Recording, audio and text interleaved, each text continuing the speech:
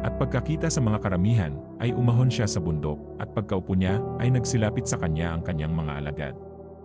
At binuka niya ang kanyang bibig at tinuruan sila na sinasabi, "Mapapalad ang mga mapagpakumbabang loob, sapagkat kanila ang kaharian ng langit. Mapapalad ang nangahahapis, sapagkat sila'y aaliwin. Mapapalad ang maaamo, sapagkat mamanahin nila ang lupa. Mapapalad ang nangagugutom at nangauuhaw sa katuwiran, sapagkat sila'y bubusugin. Mapapalad ang mga mahabagin, sapagkat sila'y kahahabagan. Mapapalad ang mga may malinis na puso, sapagkat makikita nila ang Diyos. Mapapalad ang mga mapagpayapa, sapagkat sila'y tatawaging mga anak ng Diyos. Mapapalad ang mga pinag-uusig dahil sa katuwiran, sapagkat kanila ang kaharian ng langit. Mapapalad kayo pagka kayo'y inaalimura, at kayo'y pinag-uusig, at kayo'y pinagwiwikaan ng sarisaring masama na pawang kasinungalingan dahil sa akin. Mangagalak kayo, at mangagsayang totoo, sapagkat malaki ang ganti sa inyo sa langit, sapagkat gayon din ang kanilang pagkausig sa mga propeta na nangauna sa inyo.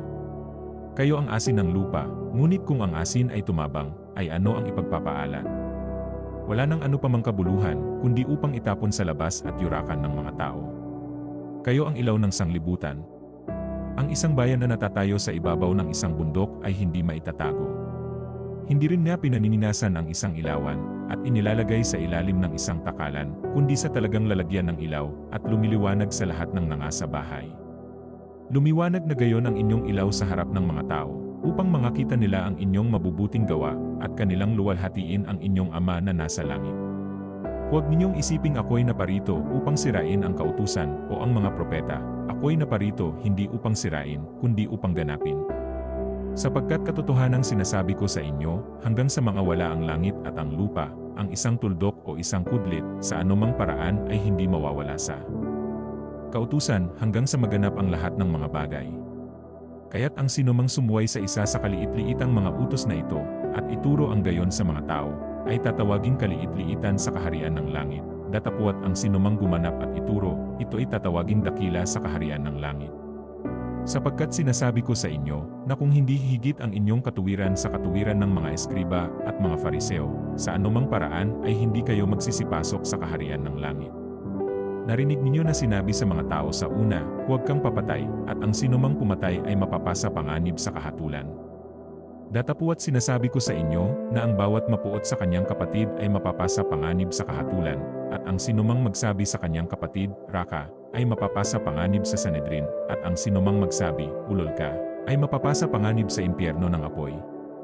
Kaya't kung inihahandog mo ang iyong hain sa dambana, at do'y maalaala mo na ang iyong kapatid ay mayroong anumang laban sa iyo, iwan mo roon sa harap ng dambana ang hain mo, at yumaon ka ng iyong lakad, makipagkasundo ka muna sa iyong kapatid, at kung magkagayon ay magbalik ka at ihandog mo ang iyong hain. Makipagkasundo ka agad sa iyong kaalit, samantalang ikaw ay kasama niya sa daan, baka ibigay ka ng kaalit mo sa hukom, at ibigay ka ng hukom sa punong kawal, at ipasok ka sa bilangguan. Katotohanang sinasabi ko sa iyo, hindi ka aalis doon sa anumang paraan, hanggang hindi mo mapagbayaran ang katapus-tapusang beles. Narinig ninyong sinabi, huwag kang mangangalunya.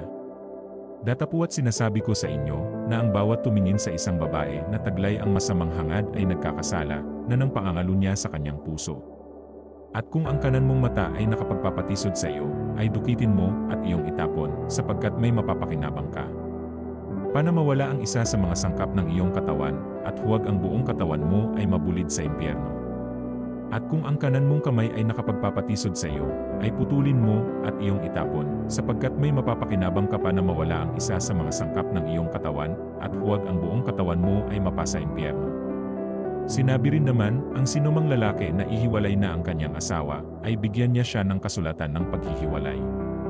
Datapwat sinasabi ko sa inyo, na ang sinumang lalaki na ihiwalay ang kanyang asawa, liban na lamang kung sa pakikiapid ang dahil, ay siya ang sa kanya ay nagbibigay kadahilanan ng pangangalunya. At ang sinumang mag-asawa sa kanya, kung naihiwalay na siya ay nagkakasala ng pangangalunya. Bukod sa rito'y inyong narinig na sinabi sa mga tao sa una, huwag kang manunumpa ng di katotohanan, kundi tutupdin mo sa Panginoon ang iyong mga sumpa. Datapwat sinasabi ko sa inyo, huwag ninyong ipanumpa ang anuman, kahit ang langit, sapagkat siyang luklukan ng Diyos. Kahit ang lupa, sapagkat siyang tungtungan ng kanyang mga paa, kahit ang Jerusalem, sapagkat siyang bayan ng dakilang hari. Kahit man ang ulo mo ay huwag mong ipanumpa, sapagkat hindi ka makagagawa ng isang buhok na maputi o maitim.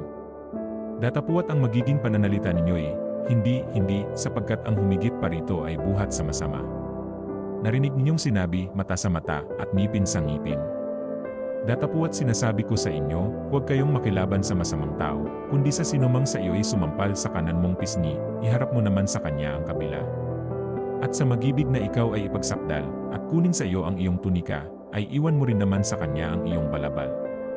At sa sinumang pipilit sa iyo na ikaw ay lumakad ng 1 milya, ay lumakad ka ng 2 milya na kasama niya. Bigyan mo ang sa iyo'y humihingi, at huwag mong talikdan ang sa iyo'y nangungutang.